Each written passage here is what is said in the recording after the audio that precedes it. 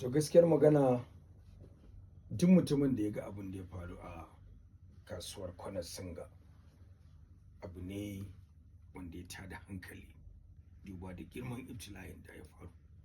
Ba wani mai dukiya a duniya ko ɗan kasuwa da za a wayi gari dukiyarsa ta ƙone ramus a samu jin daɗi da annuri a fuskarsa, saboda asara ce, banda asarar rai da asarar dukiya. Abin da yake biyo bayan asarar rai shine asarar dukiya. To a Singa duk an yi su, an samu asarar rayuka, an samu asarar ɗumbin dukiyar da aka yi kiyasin ta kai naira miliyan 500, naira biliyan 5 kenan.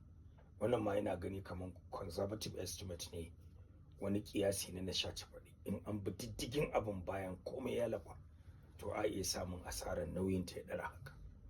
To amma kuma abin da za mu kalla mu a matsayinmu na musulmi, mun yadda da kaddara gaskiya ce, ibtila'i daga indillahi. Tun farkon halittar duniya ba bakon al'amari ba ne, bani adam ya kwanda sanin haka. Sai dai idan ya faru akwai abubuwa da ya kamata mu nazarci yadda za mu yi lafazi wanda zai nuna cewa mun san kanmu, kuma mu tabbatarwa da duniya muna da tarbiyya, musamman a bangaren mu musulmi da muka yadda da kaddara. Irin wannan ibtila'i in ya faru za ka ji maganganu iri-iri na mutane, maganganun da ba su da daɗi. In ba za ka yi wa mutum addu'a ba kai shiru, amma ka rika kirkirar wani abu wanda a doro irin na fahimtar ka wai shine dalilin da yasa Allah ya sauka da wannan ibtila'i. Wani ne ya gaya maka? Masu ganin baike kenan? Masu ganin baike kenan. Babu abin da ba su faɗa. Ke din nan kin je cikin kasuwan nan wasu lokuta kin ji irin maganganun da ake nema. Na ji a bayan fage ko a teburin mai shayi.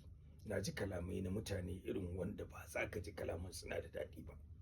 Saboda shi yau ibtila'i ba bako bane ga kowane ɗan adam. Yau a gidan wani, gobe a gidan wancan, wata rana jibi za ka iya samun kanka a gidanka. Ko baka da arziki ko baka da dukiya, ai kana da rai da lafiya. Akwai ranar da za a taɓa lafiyar taka. Kai kana murna ya shafi wanda yake da dukiya, baka san abin da zai faru ga kai ba, kai da baka da kokobo din. Wanda in ya shafi lafiyar ka din to ya za ka yi kenan. Kai ma sai a yi maka dariya din ko kuma a faɗi wasu kalamai waɗanda ba su dace ba a lokacin da bai dace ba. Illa iyaka kuma ta fannin yadda nake kallon wannan ibtila'i, ya kamata a ce an zauna duk masu ruwa da tsaki akan kasuwannin Kano. Muna da kasuwar Kwanar Singa din gaba ki ɗaya, muna da kasuwar Sabon Gari, muna da kasuwar Kurmi, muna da kasuwar Kantin Kwari, muna da kasuwar Kofar Wambai. Yana da kyau a tsaya a yi nazarin taswirar master plan na tsarin kasuwa. Yanzu ki je kasuwar Kofar Wambai kadai, akwai gurin da yanda ka san murjani haka mutane suke bin junansu ɗaya bayan ɗaya. Bayan da za a yi ka ɗaga kafaɗinka kai tafiya yadda